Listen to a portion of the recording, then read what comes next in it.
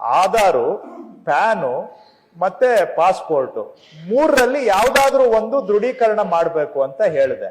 ಆಯ್ತಾ? ದೇಶದಲ್ಲಿ 99.9 ಜನಗಳ ಹತ್ರ ಆಧಾರ್ ಇದೆ. ಆದ್ರೆ ರಿಜಿಸ್ಟ್ರೇಷನ್ಗೆ ಬಂದಾಗ ಆಧಾರ್ ಕೊಟ್ಟವರು ಬರೀ 48%, 46% ಪ್ಯಾನ್ ಕಾರ್ಡ್ ಕೊಟ್ಟಿದ್ದಾರೆ. ದೇಶದಲ್ಲಿ 46% ಜನಗಳ ಹತ್ರ ಪ್ಯಾನ್ ಕಾರ್ಡ್ ಇದೆಯಾ? ಅವ್ರು ಕೊಟ್ಟಿದ್ದ ಪ್ಯಾನ್ ಕಾರ್ಡ್ಗಳೆಲ್ಲ ನನ್ಗೆ ಇನ್ಕಮ್ ಟ್ಯಾಕ್ಸ್ ಅವ್ರಿಗೆ ಕೇಳಿದೆ, ಅಥೆಂಟಿಕೇಶನ್ಗೆ ನನ್ಗೆ ಇಂಟಗ್ರೇಷನ್ ಕೊಡಿ ಪ್ಯಾನ್ ಸಿಸ್ಟಮ್ ಜೊತೆ ಅಂತ. ಇನ್ಕಮ್ ಟ್ಯಾಕ್ಸ್ ಅವರು, ಅವ್ರಿಗೆ ಗೊತ್ತಲ್ಲ, ಹೈ ಅಂಡ್ ಮೈಟಿ. ಅವ್ರಿಗೆ ನಾವು ಕೇಳಿದ್ ಯಾವ್ದು ಅವ್ರು ಕೇಳಿಸಲ್ಲ. ಅವ್ರು ಹೇಳಿದ್ ಮಾತ್ರ ನಾವು ಮಾಡ್ಬೇಕು, ನಮ್ ರಿಕ್ವೆಸ್ಟ್ ಯಾವ್ದು ಅವ್ರು ಆನರ್ ಮಾಡಲ್ಲ. ಅವ್ರು ಒಪ್ಲಿಲ್ಲ. ನೋಡಿದ್ರೆ 46% ಜನ ಪ್ಯಾನ್ ಕೊಟ್ಟವ್ರೆ. ಅವೆಲ್ಲ ಪ್ರಿಂಟ್ ಔಟ್, ಜೆರಾಕ್ಸ್ ಕಾಪಿಗಳು, ಅವೆಲ್ಲ ಫೇಕು. ಅದಕ್ಕೆ ನಾನು ಆಧಾರ್ ಅಥೆಂಟಿಕೇಶನ್ ಕಂಪಲ್ಸರಿ ಮಾಡಿದ್ದೇನೆ. ಯಾಕೆ ಮಾಡಿದ್ದೇವೆ? ಸೊ ದಟ್ ಇಂಪರ್ಸನೇಷನ್ ಆಗ್ಬಾರ್ದು, ಫ್ರಾಡ್ ಆಗ್ಬಾರ್ದು, ಯಾರ್ದೋ ಆಸ್ತಿ ಯಾರೋ ಲಪ್ತಾಯಿಸಬಾರ್ದು. ಅವ್ರು ಅಲ್ಲಿ ಆಧಾರ್ ಇಂಟಗ್ರೇಷನ್ ಆದ್ರೆ ಅದು ನಾಳೆ ಅರ್ಬನ್ ಆಸ್ತಿ ಇರಬಹುದು, ಅಗ್ರಿಕಲ್ಚರ್ ಆಸ್ತಿ ಇರಬಹುದು, ಗ್ರಾಮ ಪಂಚಾಯಿತಿ ಆಸ್ತಿ ಇರಬಹುದು.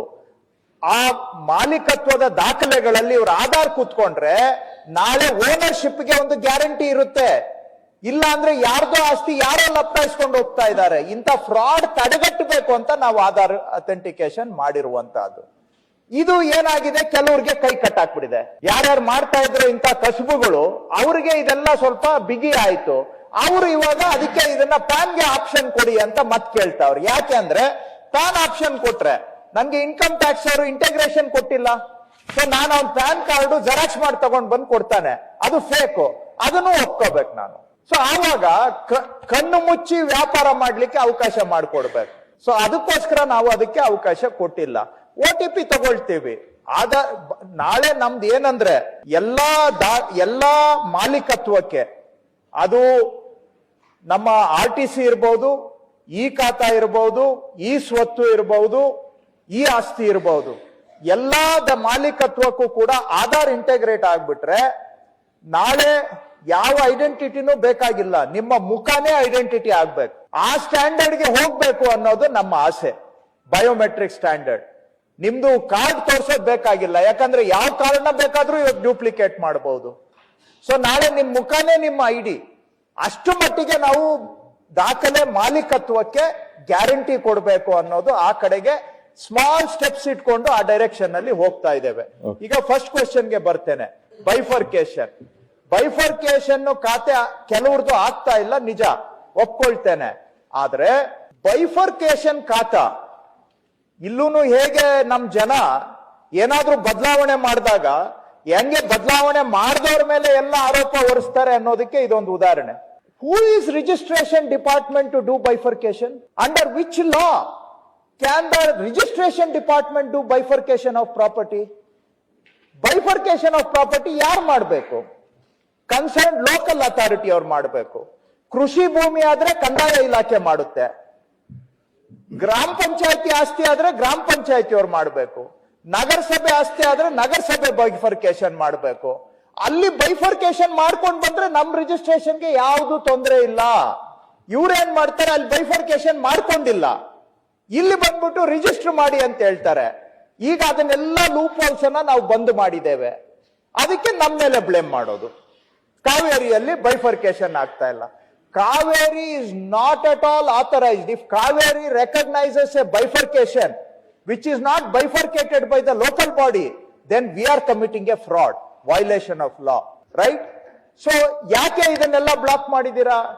ಕೆಲವ್ರದ್ದು ಜೆನ್ಯೂನ್ ಕೇಸ್ ಇದೆ, 60-40 ಆಸ್ತಿ ಇದೆ, ಮಕ್ಕಳಿಗೆ ಇಬ್ಬರಿಗೂ ಭಾಗ ಮಾಡ್ಕೊಡ್ಬೇಕು. ಅವರು ನಿಮ್ಮ ಶಿವಮೊಗ್ಗ ಕಾರ್ಪೊರೇಷನ್ಗೆ ಹೋಗ್ಬೇಕು, ಅಲ್ಲಿ 2 ಭಾಗ ಮಾಡ್ಕೋಬೇಕು, ಬರ್ಬೇಕು. ಕಂದಾಯ ಭೂಮಿ ಆದ್ರೆ, ಅಂದ್ರೆ ಅಗ್ರಿಕಲ್ಚರ್ ಲ್ಯಾಂಡ್ ಆದ್ರೆ ನಾವು ಲವೆನಿ ಮಾಡಿ ಭಾಗ ಮಾಡ್ಕೊಡ್ತೀವಿ. ಅದೇ ತರಹ ಚೆಕ್ ಬಂದಿ ಹಾಕಿ ನಗರಸಭೆಯವರು ಬೈಫರ್ಕೇಶನ್ ಮಾಡ್ಕೊಡ್ಬೇಕು. ಅವರಲ್ಲಿ ಗೊಂದಲ ಇದೆ, ನಾನು ಒಪ್ಕೊಳ್ತೀನಿ. ಅದು ಆಗ್ತಾ ಇಲ್ಲ ಸ್ವಲ್ಪ ಮಟ್ಟಿಗೆ, ಅದನ್ನು ಒಪ್ಕೊಳ್ತೇನೆ. ಕಲೆಕ್ಟಿವ್ ರೆಸ್ಪಾನ್ಸಿಬಿಲಿಟಿ ಬಂದಾಗ ಸರ್ಕಾರದ ಜವಾಬ್ದಾರಿ ಇದೆ, ಅದು ಒಪ್ಕೊಳ್ತೇನೆ. ಆದ್ರೆ ಇದು ಕಾವೇರಿಯಲ್ಲಿ ಮಾಡುವಂತ ಕೆಲಸ ಅಲ್ಲ, ಕಾವೇರಿಗೆ ಸಂಬಂಧ ಇಲ್ಲ. ಈ ಲೂಪ್ ಹೋಲ್ಸ್ನೆಲ್ಲ ನಾವು ಪ್ಲಗ್ ಮಾಡಿದಾಗ it is very easy to blame it on Kaveri, because ಮೊದಲು ಎಲ್ಲ ಹಾಕಿ ಹೊಡಿತಾ ಇದ್ರು, ಮಾಡಬಹುದಾಗಿರೋದು ಮಾಡಬಾರದ್ದು ಎಲ್ಲ ಹಾಕಿ ಹೊಡಿತಾ ಇದ್ರು. ಅದರಿಂದಾನೇ ಮಧ್ಯವರ್ತಿಗಳ ಹಾವಳಿ, ಅದರಿಂದಾನೇ ರಿಜಿಸ್ಟ್ರೇಷನ್ ಅಲ್ಲಿ ದುಡ್ಡು, ಅದರಿಂದಾನೇ ನಮ್ಮ ಮೇಲೆ ಆರೋಪಗಳು. ಈ ಲೂಪ್ ಹೋಲ್ಗಳನ್ನೆಲ್ಲ ಪ್ಲಗ್ ಮಾಡಿದ್ದೇವೆ. Nevertheless I admit there is a problem.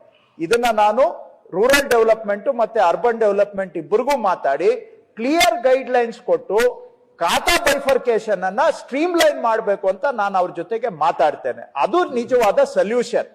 But it is not a Kaveri problem. ತಮ್ಮ ಮಾಹಿತಿಗೆ ಇನ್ನೊಂದೇ ವಿಷಯ ಹೇಳ್ಬಿಡ್ತೇನೆ. ಸರ್ವರ್ ವಿಷಯ ಹೇಳಿದೀರಾ, it is a work in progress. ನಮ್ಗೆ ಗಮನದಲ್ಲಿದೆ, ಕಾನ್ಸ್ಟೆಂಟ್ಲಿ ಇಂಪ್ರೂವ್ ಮಾಡ್ತಾ ಇದ್ದೇವೆ, ಅದನ್ನ ಇಂಪ್ರೂವ್ ಮಾಡ್ತೇವೆ. ಖಾತಾ ಬೈಫರ್ಕೇಶನ್ ಮಾಡೋವಾಗ ಜೆನ್ಯೂನ್ ಕೇಸ್ ನೀವು ಹೇಳಿದ್ರಿ, ಜೆನ್ಯೂನ್ ಕೇಸ್ ಇದೆ, ಒಪ್ಕೊಳ್ತೇನೆ. ಎಷ್ಟು ಜನ ಖಾತಾ ಬೈಫರ್ಕೇಶನ್ ಯೂಸ್ ಮಾಡಿ ಲೇಔಟ್ಗಳು ಮಾಡಿದ್ದಾರೆ? ಸಾವಿರಾರು ಕೇಸು. ನಿಮ್ಗೆ ಉದಾಹರಣೆ ಕೊಡ್ಬೇಕಾ? ಸಾವಿರಾರು ಕೇಸುಗಳಲ್ಲಿ ಇಲ್ಲೀಗಲ್, ಅನಾಥರೈಸ್ಡ್, ಅವೆಲ್ಲದಕ್ಕೂ ಕೂಡ ಈಗ ಸ್ಟ್ರೀಮ್ ಲೈನ್ ಆಗ್ಬೇಕು. ಏನಾದ್ರೂ ಮಾಡಿ ಕರೆಕ್ಟ್ ಪ್ರೊಸೀಜರ್ ಪ್ರಕಾರ ಬನ್ನಿ ಅನ್ನುವಂತಹದ್ದು ಅಷ್ಟೇ. ಇದಕ್ಕೆ ಸೊಲ್ಯೂಷನ್ ಕೊಡಬೇಕು. ನಾನು UD ಮತ್ತೆ ರೂರಲ್ ಡೆವಲಪ್ಮೆಂಟ್ ಇಬ್ಬರಿಗೂ ಮಾತಾಡಿ ಇದಕ್ಕೆ ಪ್ರಾಪರ್ ಸೊಲ್ಯೂಷನ್ ಕೊಡೋದಕ್ಕೆ ಅವರಿಗೆ ಒತ್ತಾಯ ಮಾಡ್ತೇನೆ. ಸಭಾಪತಿಯವರೇ, ಡೀಡ್ ರೈಟರ್ಸ್ ಕೆಲಸ ಮಾಡೋದಕ್ಕೆ ಈಗ ಯಾವುದೇ ರೀತಿಯಲ್ಲಿ ತೊಂದರೆ ಇಲ್ಲ. ನಾಗರಿಕರಿಗೆ ನಾವು ಒದಗಿಸಿರುವಂತಹ ಲಾಗಿನ್ ಸೌಲಭ್ಯವನ್ನು ಉಪಯೋಗಿಸಿ ನಾಗರಿಕರ ಪರವಾಗಿ ಅವ್ರ ಕೆಲಸ ಮಾಡಲಿಕ್ಕೆ ನಾವು ಅವಕಾಶವನ್ನು ಮಾಡಿಕೊಟ್ಟಿದ್ದೇವೆ. ಅವರ ವೃತ್ತಿಗೆ, ಅವರ ಜೀವನಕ್ಕೆ ಯಾವುದೇ ರೀತಿಯಲ್ಲಿ ತೊಂದರೆ ಆಗದಾಗೆ ಅವ್ರಿಗೆ ಅವಕಾಶ ಮಾಡಿಕೊಟ್ಟಿದ್ದೇವೆ. ಆದರೆ ನಾವು ಎಲ್ಲರನ್ನೂ ಸಮಾನವಾಗಿ ನೋಡ್ತಕ್ಕಂಥ ವ್ಯವಸ್ಥೆ ಕಡೆಗೆ ಬರ್ತಾ ಇದ್ದೀವಿ. We want to treat everybody as equal and we want to move towards citizen empowerment. ಆ ಮಾಡೆಲ್ ಅನ್ನ ನಾವು ಅಡಾಪ್ಟ್ ಮಾಡ್ಕೊಂಡಿದ್ದೇವೆ. So I don't want to create a class of people who are somehow privileged, who will later become agents, whatever. So ನಿಮ್ಗೂ ಅರ್ಥ ಆಗುತ್ತೆ, ನಿಮ್ಗೂ ಗೊತ್ತಿದೆ ಇವೆಲ್ಲವೂ ಕೂಡ. ವಿ ಆರ್ ಈಗ ಸಾರ್ವಜನಿಕರಿಗೆ ಸಹಾಯ ಆಗ್ಲಿಕ್ಕೆ, ಅವರ ಮಾಹಿತಿ ಶಕ್ತಿಯನ್ನ ಹೆಚ್ಚು ಮಾಡಲಿಕ್ಕೆ ಕಾರ್ಯಕ್ರಮಗಳನ್ನ ರೂಪಿಸ್ತೇವೆ. So that through information we can empower the citizen to do a lot of these activities on their own. We are working. Changes ಮಾಡಿದಾಗ ಏನಾಗುತ್ತೆ, ಇದೆಲ್ಲ work in progress. We take your suggestion, will work on.